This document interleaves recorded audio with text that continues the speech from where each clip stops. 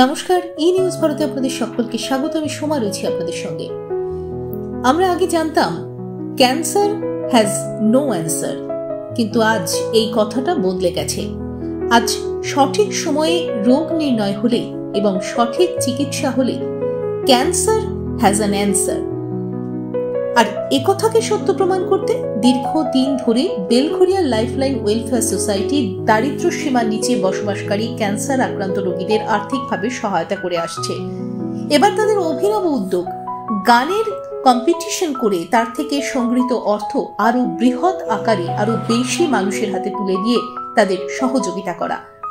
তাই তাদের ভাবনা চিন্তা অনুযায়ী তারা 9 মার্চ রবিবার বেলঘরিয়া স্থিত উদয়পুর হরদয়াল নাগ আদর্শ বিদ্যালয়ে অনুষ্ঠিত করল একটি গানের কম্পিটিশন, যেখানে প্রধান বিচারক হিসেবে ছিলেন বিখ্যাত সঙ্গীত শিল্পী ভার্গব লাহিড়ী এবং সারে গামাপা খ্যাত শিল্পী স্নেহাশিস দাশগুপ্ত।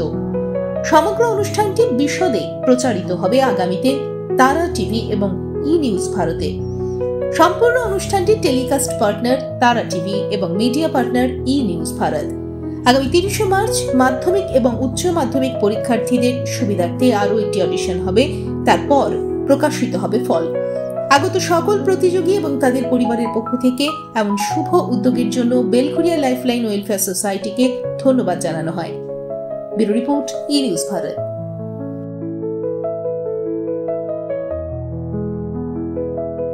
आपका नाम बताइए। अच्छा, वो इसके बारे में थोड़ा बताइए, कैसे आपको पता चला कि यहाँ पे? एक्चुअली जब मैं मेरा फेसबुक में एक गाना मैंने अपलोड किया था, तो वहाँ से मुझे यहाँ से किसी ने मुझे इसका मतलब ये बताया कि ऑडिशन होने वाला है, तो आप आ जाइए। हाँ, तो इस तरह से मैं यहाँ पे आई। आप सिर्फ आशा जी के गाने गाते हैं, तो दूसरे किसी को गाते हैं?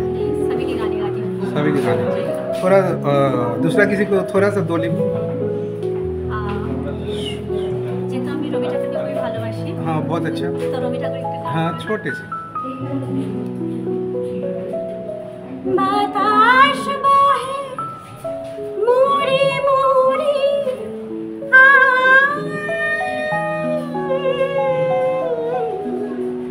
এসো এসো আর হয়ে হৃদয় মাঝারে। নমস্কার, ই নিউজ ভারত এবং খবরাখবর থেকে আমি সোমা। আজকে আমরা রয়েছি বেলঘরিয়া উদয়পুর হরদয়াল নাগ আদর্শ বিদ্যালয়। এখানে বেলঘরিয়া লাইফলাইন ওয়েলফেয়ার সোসাইটির তরফে ক্যান্সার আক্রান্ত রোগীদের সাহায্যার্থে একটি গানের কম্পিটিশনের আয়োজন করা হয়েছিল, যেখানে বিখ্যাত সঙ্গীত শিল্পীরা জাজ হিসেবে ছিলেন। তাদের মধ্যে ছিলেন ভার্গব লাহিড়ী, তাদের মধ্যে ছিলেন স্নেহাশিস দাশগুপ্ত, তাদের মধ্যে ছিলেন সুজাতাদি, তাদের মধ্যে ছিলেন দিদি একটু নামটা বলবেন, অনিতা রায়, আর রয়েছেন কৌশিক স্যার, যিনি এখানের গানের স্যার হিসেবে পরিচিত। সকলকে নিয়ে আজকে আমরা এই অনুষ্ঠানটা শেষ করলাম। অন্তিম পর্যায়ে এসে জাজদের মুখ থেকে শুনে নেব আজকের অনুষ্ঠানটা কেমন ছিল, কেমন কম্পিটিটর ছিল এবং তারা কতখানি খুশি হয়েছেন। একটু বলুন স্যার। হ্যাঁ, আজকে যে অনুষ্ঠানটা হলো, প্রথম কথা হচ্ছে অনুষ্ঠানটার উদ্দেশ্য হচ্ছে ক্যান্সার রোগীদের সাহায্যার্থে আজকে বেলঘরিয়া লাইফলাইন যে উদ্যোগটা নিয়েছে, বিরাট বড় একটা উদ্যোগ তাদের সাহায্য করার জন্য। এবং আজকে পার্টিসিপেন্ট যারা করেছে প্রায় 130 জনের মতো আজকে পার্টিসিপেন্ট হয়েছিল। তারা আজকে এখানে প্রতিযোগিতা অংশগ্রহণ করেছে খুব সুন্দর এবং খুব সাবলীলভাবে, এবং খুব ভালো ভালো যারা সঙ্গীত পরিবেশন করেছে আজকে। পরবর্তীকালে যে এটা আরও বড় আকার নেবে এবং যে কারণে করা হয়েছে সেটা আরও যাতে উত্তরোত্তর বর্ধিত করা যায়, সেই চেষ্টাই লাইফলাইন এগিয়ে যাচ্ছে। আমরা এর সাফল্য কামনা করছি, আর তার জন্য ধন্যবাদ। আমি একটু সুজাতাদির কাছে চলে যাবো। দিদি বলো। বেলঘরিয়া লাইফলাইন ওয়েলফেয়ার সোসাইটি যে প্রতিযোগিতা শুধু নয়, প্রতিটা মানুষের সাথে মানুষের যোগাযোগ হিসেবে একটা স্থান নির্বাচন করেছেন উদয়পুর হরদয়াল নাগ আদর্শ বিদ্যালয়। এখানে বহু দূর দূর থেকে প্রতিযোগীরা এসেছে, তারা প্রত্যেকে খুব ভালো গান গেয়েছে এবং এই লাইফলাইনের প্রতিটি সদস্যা তারা, আমরা বিচারক হিসেবে নই, আমরা ওদের সঙ্গে মনে করি একত্রে থেকে এই উদ্যোগকে এগিয়ে নিয়ে যেতে সাহায্য করব এবং আগামী দিনে যে উদ্যোগ নেওয়া হয়েছে ক্যান্সার আক্রান্ত রোগীদের জন্য, তাতে যেন ওনারা সবাই আরও ভালো কাজ করে উঠতে পারেন, এটাই ঈশ্বরের কাছে চাইব। ওনাদের সফলতা আসুক, ভালো হোক। একটু স্নেহাশিসের কাছে চলে যাও। প্রথমত এই উদ্যোগ, সেই শুভ উদ্যোগকে আমি আমার ভালোবাসা জানাই। এমন একটি উদ্যোগ যারা আয়োজন করেছেন, উদ্যোক্তাদের প্রত্যেককে আমার শ্রদ্ধা, নমস্কার, কৃতজ্ঞতা। এবং তার সাথে আমি খুব ছোট্ট একজন অংশগ্রহণকারী হিসাবে থাকতে পেরেছি, তারা আমাকে এই সুযোগ দিয়েছেন, সেই কারণে তাদের প্রত্যেককে আমার অন্তরের শ্রদ্ধা, ভালোবাসা, কৃতজ্ঞতা জানাই। গান শুনলাম ভীষণ ভালো। আমরা বিচারক হিসাবে ছিলাম বলে যে আমরা সর্বশ্রেষ্ঠ এরকম তো নয়, আমরাও এখান থেকে ওদের কাছ থেকে অনেক কিছু শিখলাম। নিজেদের যেটুকু শেখা সুযোগ পেয়েছি সেটুকু ওদের মধ্যে দেওয়ার চেষ্টা করেছি। আশা করি এই যে শুভ উদ্যোগ, সেই শুভ উদ্যোগকে আমরা সবাই মিলে আরও এগিয়ে নিয়ে যেতে পারবো।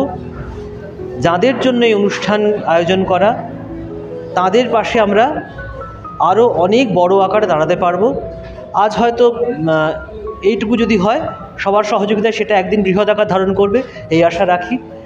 যারা ক্যান্সার রোগে আক্রান্ত আছেন তারা প্রত্যেকে খুব তাড়াতাড়ি সুস্থ হয়ে উঠুন, তাদের পরিবার ভালো থাকুন, তাদের পরিবারের সকলকে নিয়ে এই কামনা করি। একটু চলে যাবো অঞ্জলির কাছে। দিদি। হ্যাঁ, নমস্কার।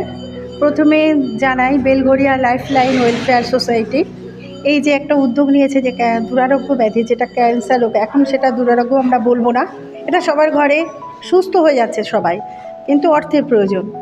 সেই কারণেই আমি প্রথমে আমার গুরুজি কৌশিক বন্দ্যোপাধ্যায়, ওনাকে আমি প্রণাম জানাই যে আমি এত সুন্দর একটা জায়গায় যে আমাকে একটা বিচারক হিসেবে দিয়েছেন, তা খুব ভালো লাগলো।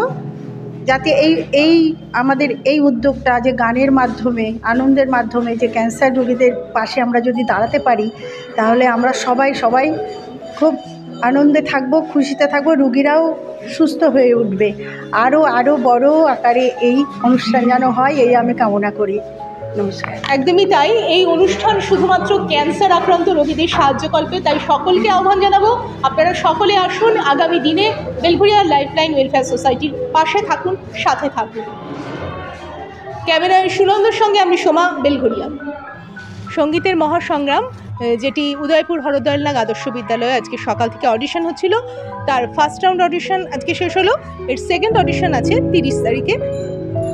ততক্ষণ পর্যন্ত আপনারা আমাদের বেলঘরিয়া লাইফলাইন ওয়েলফেয়ার সোসাইটির পেজটি অবশ্যই ফলো করুন এবং আমাদের সঙ্গে থাকুন, এবং স্বপ্ন চ্যারিটেবল এবং খবরাখবর নিউজ ভারতের সঙ্গে থাকুন। আমরা সকলে একে অপরের সঙ্গে একই সূত্রে গাঁথা আছি, প্রত্যেকে হাতে হাত মিলিয়ে ক্যান্সার আক্রান্ত রোগীদের সাহায্যার্থে আমরা এগিয়ে এসেছি। আপনারাও আমাদের সঙ্গে থাকুন।